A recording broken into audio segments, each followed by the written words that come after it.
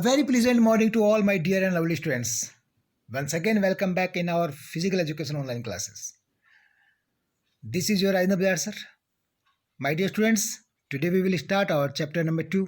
The name of lesson is Sports and Nutrition. In this lesson, we will read about macronutrients, in which we include carbohydrates, proteins and fats.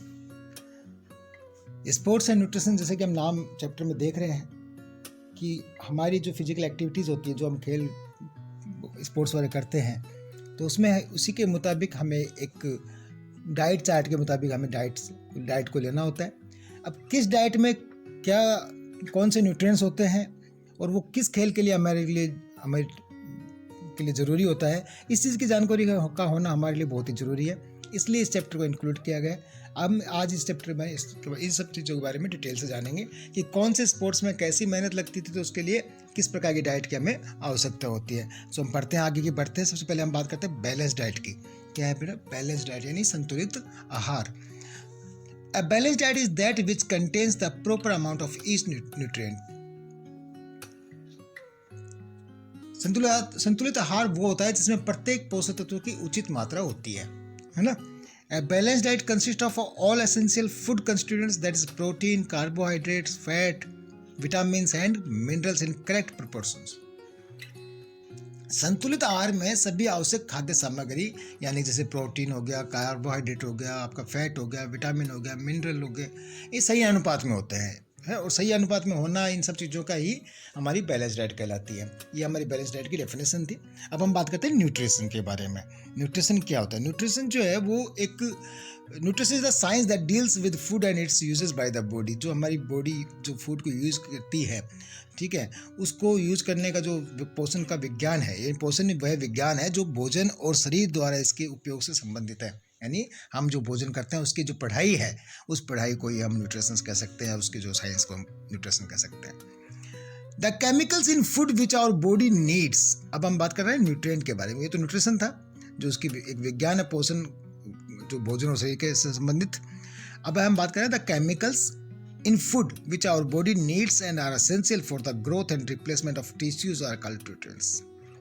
वो chemical यानी वो रासायनिक तत्व है ना, तो जो है जो हमारे शरीर को आवश्यकता होती है, जिनकी किसके लिए? हमारे टिश्यूज के विकास और प्रतिस्थापन के लिए, है ना. और इन सब चीज़ों के जो चीज़ें होती हैं उन्हें हम न्यूट्रिएंट्स कहते हैं. द केमिकल्स वे रासायनिक तत्व है, वो केमिकल्स इन फूड जो हमारे भोजन में अवेलेबल होते हैं, ठीक है, जिन्हें हमारे टिश्यूज की ग्रोथ के लिए आवश्यक माना गया है, उन्हें हम न्यूट्रिएंट्स कहते हैं. अब हम सबसे पहले बात करते हैं टाइप्स ऑफ न्यूट्रिएंट्स के. तो न्यूट्रिएंट्स दो प्रकार के होते हैं. एक होता है मैक्रो न्यूट्रिएंट्स और एक होता है माइक्रो न्यूट्रिएंट्स. ठीक है, एक होता है मैक्रो न्यूट्रिएंट्स और एक होता है माइक्रो न्यूट्रिएंट्स. तो मैक्रो न्यूट्रिएंट्स जो है उसके बारे में हम अभी पढ़ेंगे और आज की इस वीडियो में इसके बारे में जानेंगे हम. The macro nutrients includes carbohydrates, proteins and fats. Macro nutrients के अंदर क्या क्या होता है? कार्बोहाइड्रेट होता है, प्रोटीन्स होते हैं और फैट्स होता है. ठीक है, तो सबसे पहले हम बात करते हैं कार्बोहाइड्रेट की. Carbohydrate are the main source of energy in all activities that we do. जो भी हम एक्टिविटीज़ करते हैं, नहीं, कार्बोहाइड्रेट्स जो है वो मेन सोर्स है हमारे पास ऊर्जा का. हमारे शरीर के अंदर जो हम भोजन लेते हैं, हम जितनी ज़्यादा मेहनत करते हैं, तो इसको आपने कई अपनी क्लासेस में पढ़ा हुआ है कि कार्बोहाइड्रेट्स को एक एनर्जी गिविंग फूड भी कहा जाता है ना. कार्बोहाइड्रेट्स को एनर्जी गिविंग फूड भी कहा जाता है. क्यों कहा जाता है? Because carbohydrates are the main source of energy in all activities that we do. The elements of carbohydrates are carbon, hydrogen and oxygen. जो कार्बोहाइड्रेट्स के अंदर जो एलिमेंट्स होते हैं इसके अंदर, वो कौन कौन से होते हैं? इसमें कार्बन का, हाइड्रोजन का और ऑक्सीजन की मात्रा होती है, जिसके कारण हमारे शरीर को ऊर्जा प्राप्त होती है. Carbohydrates are organic compounds which are important for our digestive process. They require less water in diet. Their primary function is to provide energy to the body, especially to the brain and nervous system. There are two main type of carbohydrates, that is simple carbohydrates and complex carbohydrates, है ना. तो carbohydrates जो है क्या है? Carbohydrates एक कार्बनिक यौगिक है जो कि हमारी पाचन प्रक्रिया के लिए महत्वपूर्ण है, डाइजेस्टिव सिस्टम के लिए इम्पोर्टेंट है. उन्हें आहार में कम पानी की आवश्यकता होती है, यानी कार्बोहाइड्रेट्स को आहार में कम पानी की आवश्यकता होती है. और प्राथमिक कार्य यानी जो भी हम इनिशियल वर्क्स करते हैं, शरीर को ऊर्जा प्रदान करना इसका काम होता है। ठीक है, इसका जो फर्स्ट प्रायोरिटी जो होता है हमारी इस बॉडी को एक एनर्जी प्रोवाइड करना होता है। विशेष रूप से किसको, हमारे ब्रेन को, नर्वस सिस्टम बोला ना, ब्रेन और नर्वस सिस्टम को हमारे जो एनर्जी प्रोवाइड करता है कार्बोहाइड्रेट्स। ठीक है, ये दो प्रकार के होते हैं, एक सिंपल कार्बोहाइड्रेट और एक कॉम्प्लेक्स कार्बोहाइड्रेट। अब हम बात करते हैं इसके बारे में प्रोटीन्स, जो नेक्स्ट टॉपिक है कार्बोहाइड्रेट के बाद में। प्रोटीन्स जो है, proteins are the basic constituents of our cells. Proteins जो है ये हमारी कोशिकाओं का मूल घटक है, मूल कंस्टिट्यूएंट्स है, जो मूल घटक है हमारी कोशिकाओं का। दे आर लार्ज मॉलिक्यूल्स, क्योंकि ये बहुत बड़े होते हैं, so they can not get directly into our blood, इसलिए हमारे ब्लड में सीधे सीधे नहीं जा सकते, है ना। They are large molecules, so they can not get directly into our blood, इसलिए हमारे ब्लड में ये सीधे नहीं जा सकते। So they turn into amino acid by our digestive system, हमारे डाइजेस्टिव सिस्टम के द्वारा इसको एमिनो एसिड के अंदर बदला जाता है। ये बताएं, there are 23 amino acid and only 9 are available in diet. बोल रहे हैं कि 23 प्रकार के एमिनो एसिड होते हैं, लेकिन उनमें से सिर्फ हमारे भोजन में 9 ही अवेलेबल होते हैं। Proteins form tissues, repair the broken tissues, regular balance of water and oxygen etcetera, है ना। जो प्रोटीन्स हैं ये टिश्यूज को रिपेयर करता है, या हमारे टिश्यूज जो खराब हो जाते हैं, टूट हमारे जो भी सेल्स वगैरह टिश्यूज वगैरह उनको रिपेयर करने का काम भी ये करते हैं। They are body building foods, proteins को हम बॉडी बिल्डिंग फूड्स भी कहते हैं। Foods rich in proteins are, अब जिस भोजन के अंदर प्रोटीन की मात्रा सर्वाधिक मिलती है वो कौन कौन से, वो है eggs, meat, fish and dairy products. ठीक है, अंडे, मांस, मच्छी और जो डेयरी प्रोडक्ट्स होते हैं लाइक घी, बटर या जो भी दूध से बनी हुई चीज़ें हैं, उनसे उत्पन्न होने वाली जो भी सामग्री है, उन सब में प्रोटीन्स की मात्रा बहुत ज़्यादा पाई जाती है। ठीक है, अनाज में और जो है अनाज के दानों में, अनाज में भी बहुत ज़्यादा प्रोटीन्स की मात्रा पाई जाती है। अब हम बात करते हैं फैट के बारे में। फैट भी एक एनर्जी गिविंग फूड ही है। ठीक है, fats contain hydrogen, carbon and oxygen, जैसे कि हमने पहले पिछले उसमें पढ़ा था अपना कार्बोहाइड्रेट्स के अंदर, तो वही हाइड्रोजन, कार्बन एंड ऑक्सीजन इसमें भी है। These are the most concentrated source of energy in food, ये भी एनर्जी गिविंग फूड है, लेकिन उससे डबल, यानी कार्बोहाइड्रेट्स जो हमारे एनर्जी गिविंग फूड था उससे भी डबल एनर्जी गिविंग फूड है ये फैट्स वाला मतलब। Fats have a very high energy content, यानी वेरी हाई एनर्जी कंटेंट है।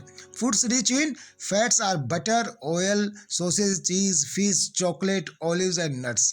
ये सामग्री के नाम दे रखे हैं जो कि फैट्स की मात्रा जिनमें बहुत ज़्यादा पाई जाती है। If you are permanently take too little exercise, अगर हम फैट्स खाते बहुत ज़्यादा हैं, फैट्स का इस्तेमाल ज़्यादा करते हैं और एक्सरसाइज बहुत कम करते हैं, है ना, बहुत कम एक्सरसाइज करते हैं, बहुत कम हमारी ऊर्जा को हम खपत करते हैं, तो वी बिकम ओवरवेट और इवन इल, तो हम बीमार पड़ सकते हैं। यानी हमारी फैट्स हमारी जो अगर हम ज़्यादा मात्रा में इस्तेमाल करते हैं और उसकी मात्रा के अंदर हम काम कम करते हैं या फिजिकल एक्टिविटी कम करते हैं, तो हमारे क्या फैट्स शरीर में जमा होने लग जाती है, और जमा होने के कारण हमारा शरीर हम मोटे हो जाते हैं, ओबेसिटी या ओवरवेट जैसी बीमारी हो जाती है और उसमें हम बीमार पड़ जाते हैं। Many fats are unhealthy such as trans fats in deep fried foods.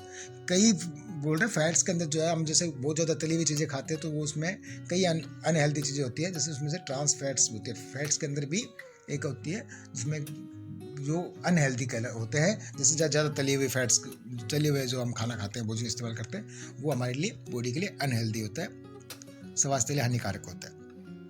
अब हम बात करते हैं माइक्रोन्यूट्रिएंट्स की। बेटा ये हमने 3 आज के चैप्टर में पढ़ा था, मैक्रोन्यूट्रिएंट्स पढ़ा हमने, जिसके अंदर कार्बोहाइड्रेट्स, प्रोटीन्स और न्यूट्रिएंट्स के बारे में जाना, जो आपको वैसे अपनी क्लासेस के अंदर पढ़ा हुआ है, साइंस के अंदर बहुत बार आपको उन सब चीज़ का नॉलेज है, आपको सिर्फ उन क्वेश्चंस के लिए डिफाइन करना है। आगे के चैप्टर्स में हम माइक्रोन्यूट्रिएंट्स के बारे में पढ़ेंगे। माइक्रोन्यूट्रिएंट्स है क्या चीज़? Micronutrients are vitamins, minerals and secondary plant compounds होते हैं, जिसको अंदर माइक्रोन्यूट्रिएंट्स आते हैं, जिसमें विटामिन्स होती हैं, मिनरल्स होते हैं। ठीक है, अब हम बात करते हैं आज के लेसन के अंदर दिए हुए चैप्टर के अंदर जो इंपॉर्टेंट क्वेश्चंस हैं उनके बारे में। क्वेश्चन नंबर 1 दिया हुआ है, व्हाट इज बैलेंस डाइट और what do you mean by balance diet. ये क्वेश्चन जो है दिल्ली बोर्ड के अंदर 2 बार पूछा गया है, तो इस क्वेश्चन को आप इसको कर सकते हैं। A diet that contain sufficient amount of proteins, fats, carbohydrates, minerals, salts, vitamins and water is called balance diet. A balanced diet is that which contains the proper amount of each nutrient required by our body. This is the perfect answer of this question. Question number 2, what do you mean by food and nutrition? Food और nutrition से आप क्या समझते हैं?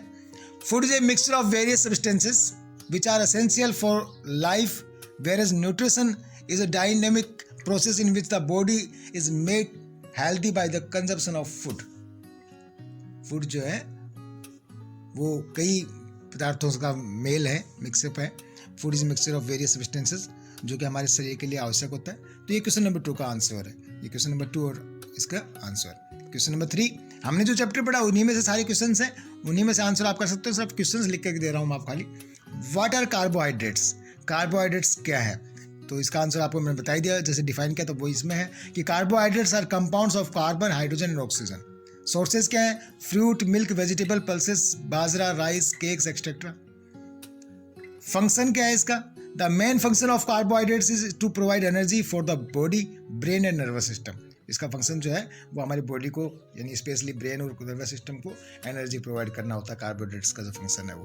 Question number 4 है, what is the weight lifter? जैसे कि हमने क्वेश्चन के चैप्टर की स्टार्टिंग बात किया था कि किस प्रकार के स्पोर्ट्स में किस प्रकार का डाइट की आवश्यकता होती है. तो यहाँ पे क्वेश्चन दिया हुआ, what is the weight lifter diet includes lots of protein. CBSE के मॉडल क्वेश्चन पेपर 2015 में पूछा गया क्वेश्चन था ये कि एक वेट लिफ्टर को ज़्यादा प्रोटीन्स की आवश्यकता क्यों पड़ती है. The diet includes a lot of proteins because proteins contain amino acid. Protein के अंदर जो है वो एमिनो एसिड होती है.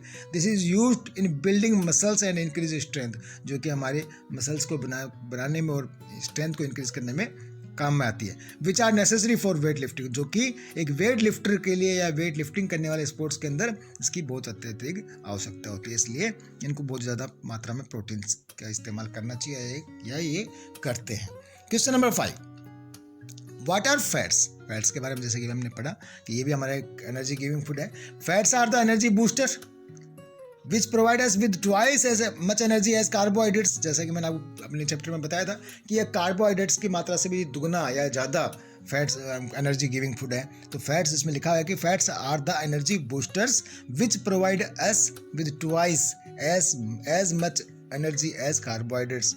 We can store extra fat in our body to be use later. हम अपने शरीर में एक्स्ट्रा फैट का स्टोर कर सकते हैं जिसको बाद में काम में लेने के लिए. बट बाद में काम लेनी होती है, अदरवाइज हम बाद में अगर काम में नहीं लेते, बाद में भी एक्टिविटी नहीं करते हैं तो हमारे वो फैट्स जो है नुकसान पहुंचाते हैं. क्वेश्चन नंबर 5 के बाद में हमारा जो है चैप्टर हमारे इस आज के टॉपिक्स के साथ में 5 क्वेश्चंस करने थे. ये आज हमारा लेसन है. अगले टॉपिक में हम लोग बाकी आगे का जो कंटेंट्स है वो पढ़ेंगे. Thank you and have a nice day.